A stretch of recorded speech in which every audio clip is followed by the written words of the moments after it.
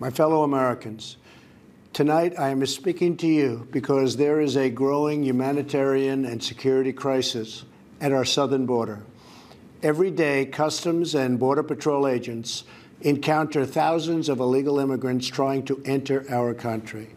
We are out of space to hold them, and we have no way to promptly return them back home to their country. America proudly welcomes millions of lawful immigrants who enrich our society and contribute to our nation. But all Americans are hurt by uncontrolled illegal migration. It strains public resources and drives down jobs and wages. Among those hardest hit are African Americans and Hispanic Americans. Our southern border is a pipeline for vast quantities of illegal drugs, including meth, heroin, cocaine, and fentanyl. Every week, 300 of our citizens are killed by heroin alone, 90% of which floods across from our southern border. More Americans will die from drugs this year than were killed in the entire Vietnam War. In the last 2 years, ICE officers made 266,000 arrests of aliens with criminal records, including those charged or convicted of 100,000 assaults, 30,000 sex crimes, and 4,000 violent killings. Over the years, thousands of Americans have been brutally killed by those who illegally entered our country, and thousands more lives will be lost if we don't act right now. This is a humanitarian crisis, a crisis of the heart and a crisis of the soul. Last month, 20,000 migrant children were illegally brought into the United States, a dramatic increase. These children are used as human pawns by vicious coyotes and ruthless gangs. 1 in 3 women are sexually assaulted on the dangerous trek up through Mexico. Women and children are the biggest victims, by far, of our broken system. This is the tragic reality of illegal immigration on our southern border. This is the cycle of human suffering that I am determined to end. My administration has presented Congress with a detailed proposal to secure the border and stop the criminal gangs, drug smugglers, and human traffickers. It's a tremendous problem. Our proposal was developed by law enforcement professionals and border agents at the Department of Homeland Security. These are the resources they have requested to properly perform their mission and keep America safe, in fact, safer than ever before. The proposal from Homeland Security includes cutting-edge technology for detecting drugs, weapons, illegal contraband, and many other things. We have requested more agents, immigration judges, and bed space to process the sharp rise in unlawful migration fueled by our very strong economy. Our plan also contains an urgent request for humanitarian assistance and medical support. Furthermore, we have asked Congress to close border security loopholes so that illegal immigrant children can be safely and humanely returned back home. Finally, as part of an overall approach to border security, law enforcement professionals have requested $5.7 billion for a physical barrier. At the request of Democrats, it will be a steel barrier rather than a concrete wall. This barrier is absolutely critical to border security. It's also what our professionals at the border want and need. This is just common sense. The border wall would very quickly pay for itself. The cost of illegal drugs exceeds $500 billion a year, vastly more than the $5.7 billion we have requested from Congress. The wall will also be paid for indirectly by the great new trade deal we have made with Mexico.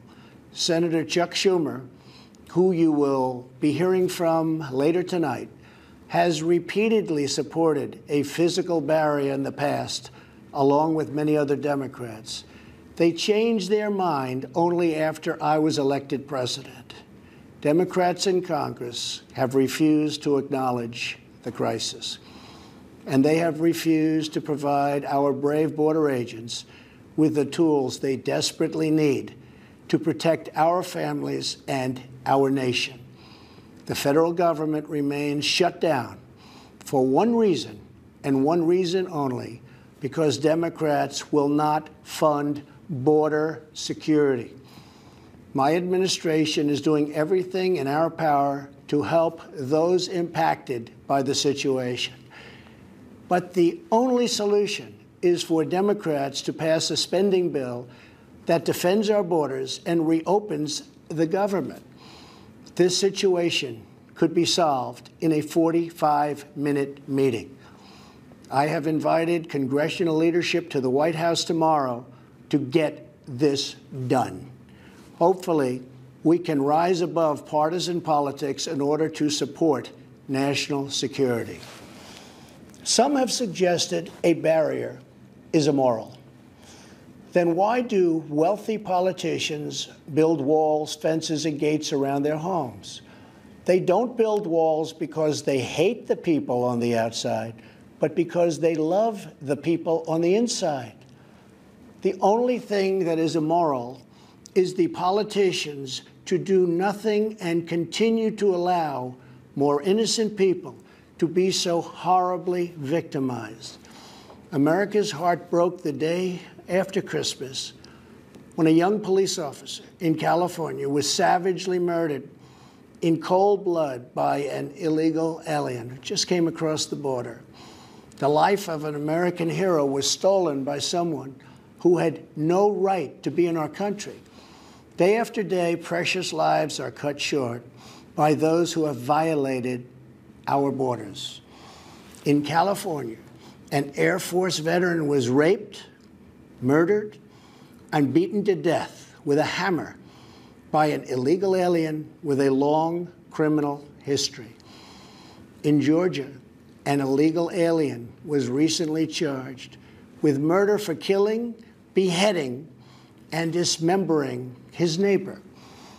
In Maryland, MS-13 gang members who arrived in the United States as unaccompanied minors were arrested and charged last year after viciously stabbing and beating a 16-year-old girl. Over the last several years, I've met with dozens of families whose loved ones were stolen by illegal immigration. I've held the hands of the weeping mothers and embraced the grief-stricken fathers. So sad, so terrible. I will never forget the pain in their eyes, the tremble in their voices, and the sadness gripping their souls. How much more American blood must we shed before Congress does its job? To those who refuse to compromise in the name of border security, I would ask, imagine if it was your child, your husband, or your wife whose life was so cruelly shattered and totally broken. To every member of Congress, pass a bill that ends this crisis. To every citizen, call Congress and tell them to finally, after all of these decades, secure our border. This is a choice between right and wrong, justice and injustice.